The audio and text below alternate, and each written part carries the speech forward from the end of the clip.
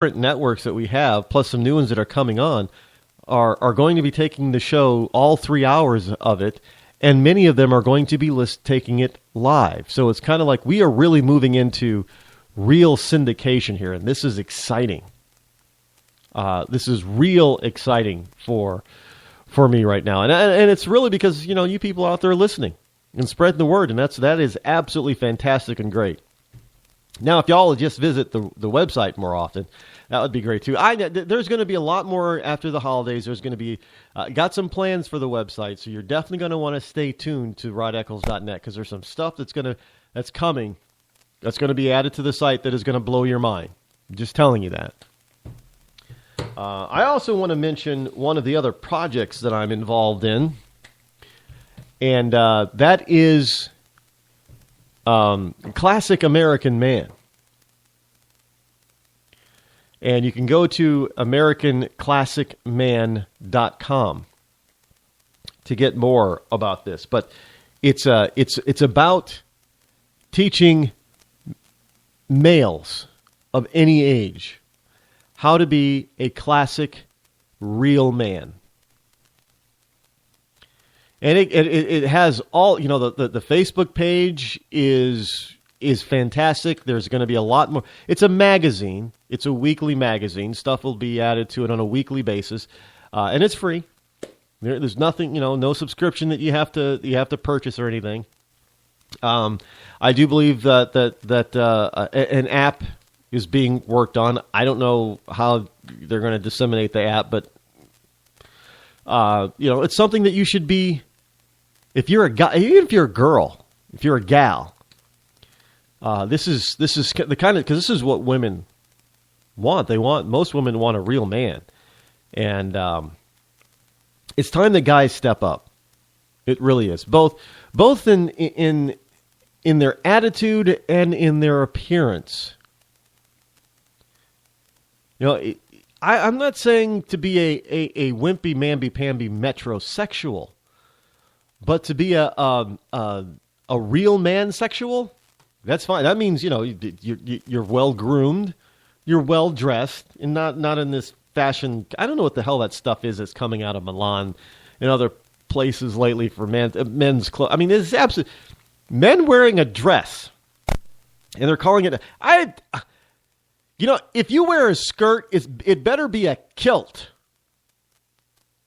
I mean, it's not a skirt, it's a kilt. Wear a kilt. And it better be in the tartan fabric style. I don't want to see any of these fancy. Now, the New York State Fair a couple of years ago, I saw a bunch of different kilts, and they had kilts for leather, khaki kilts, and they had colored kilts. I mean, they were fashion kilts. I think somebody just went too far on that one. Now it just looks like a skirt. But learning how to be a real, it's important, guys. It really is. Women want a real man. You want to be a womanizer, or do you want to be a man? And let me tell you something. If you are a real man, you will not have to work very hard at attracting the ladies. You won't have to worry about using these stupid pickup lines. Women they can sense and smell a real man. Trust me. They can. And they gravitate towards you. Now, with that attitude of being a real man, you're not going to be a womanizer. Why? Because you're going to respect women too much. There is a Tebow thing a couple of days ago about Tebow and his model girlfriend breaking up because, Tebow wouldn't have, according to the stories, all the stories that I saw, she was upset that Tebow wouldn't have sex with her. Now, frankly, I think Tim did the right thing. If she wants to be a hussy and a slut, then she's going to let her go do it. But let me tell you something. There are a lot of ladies out there who would think, man, he wants to save himself for marriage, which means he's not going to stray. I mean, think about this. Think about this, guys. You're a guy who can control your urges. You're a man who can control this. I'm not talking about being the womanizer like Don Draper. There's no denying that he was a man. But Tim Tebow is a non-womanizing type of man. He's not dropping his pants for every... all these guys out there talking, well, geez, I don't know, as gorgeous as that, she's a model, man. What's wrong with Tim Tebow? I mean, I would have had her and her cousin, too. And I'm thinking, that's ridiculous. And, of course, there are also those that are, let's face it, honey, Timmy boy's gay. That's why he doesn't want to have sex with you. So... If you want to withhold your lust, let's say, you want to control your lust, you want to be a real, honest Christian man, and you don't want to have sex, you want to keep your virginity until you're married, to have it with that one person that you hope will be, it for the rest of your life. Well, if you do that, now you're gay. Like, really? There are a lot of men out there who are like that, believe it or not. And they're not going to stray. So if you can control your urges, if you can control through your own masculinity, your own desires, if you can control all of that and prove that you can be a civilized human being, by being able to control your urges and your lust, there's something wrong with you? I don't think so. I think he's got it right. Now, as far as playing football, maybe he's not that great of a football player or QB or what have you. That may be true, but evidently, if he is willing to let his girlfriend, who is absolutely gorgeous, go, keep himself from having sex with her until they get married. Well, evidently they're not going to get married now. But control himself, be a gentleman. Now, that's my kind of guy. Really. He really is. And he's probably not going to make it very big or do very well in professional football, but that man is going to be very successful in other areas of his life, and probably including his personal life. Just saying. Hey, Tim, I'm saying keep it up, man. You're doing the right thing. And there's going to be a lot of women out there who are going to respect you and like you and be attracted to you because of it. And they're going to be the right women for you. And there's going to be one in there that is going to be your, I hate to use the term soulmate, but there's going to be a soulmate in there somewhere. Maybe there won't be. I don't know, but I can't predict the future. But odds are he's on the right track. Really. And kudos to him. And shame on all you guys out there who are derogatory towards Tim for being the way he is and being a real man. You need to take some lessons from him.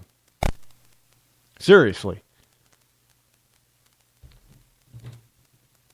I'm just saying. This whole notion that, Hey, did you know that you could be addicted to coffee? Yes, you can be addicted to coffee. Well, I'm assuming it's the caffeine. Yes, I know. Mark Zuckerberg and his wife Priscilla had a baby.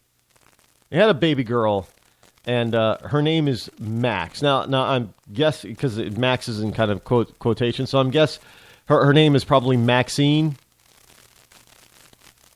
That's kind of an old. That's an old name. Maxine is an old-fashioned name. But these people have been starting to name their kids these old-fashioned names lately. It's better than naming her Shaniqua or something like that. And if your name is Shaniqua, I'm sorry for you. I really am. But that is not a real name. It means nothing. It was your mother just decided to make something up. Really. It's kind of like Shanae. Shanae. What was it in Living Color? Jamie Foxx's character, Shanae. You remember that? It was hilarious stuff. But making fun of blacks, naming their kids these. Well, what is the kid that got shot 16 times? Laqueen? I don't know. Trying to make it sound French. That's not French. Stupid made-up name. But are you addicted to coffee? If you are addicted to coffee, and evidently now this is a disorder, being addicted to coffee, their doctors are now treating caffeine use disorder. They're calling it caffeine use disorder. Now, I love coffee. I am not one of those people that I gotta have my coffee, man. Don't talk to me till I have my coffee. Don't talk to me till I have had my coffee. No, that's not me. Yeah, I just like the taste of it. I like coffee. I can drink it. Caffeine does not bother. I could drink 2 cups, 3 cups of coffee and then fall right to sleep. And I'm not drinking the decaffeinated. I can't stand decaffeinated. That stuff is just gross. I know some people have to have it because they can't have the real deal, but as long as I can have the real deal, I'm going to have the real deal and screw that decaffeinated garbage because that stuff just tastes awful. In my humble opinion. But it's kind of like diet soda. What's the use? Well, why even drink soda if you got it? Yeah. In any case, they're calling it caffeine use disorder now. If you're addicted to coffee, you have a caffeine use disorder.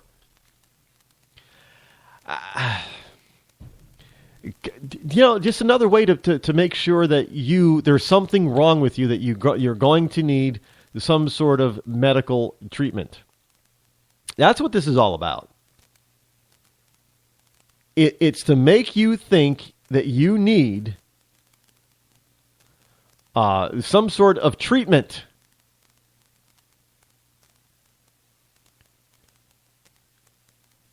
I don't know why.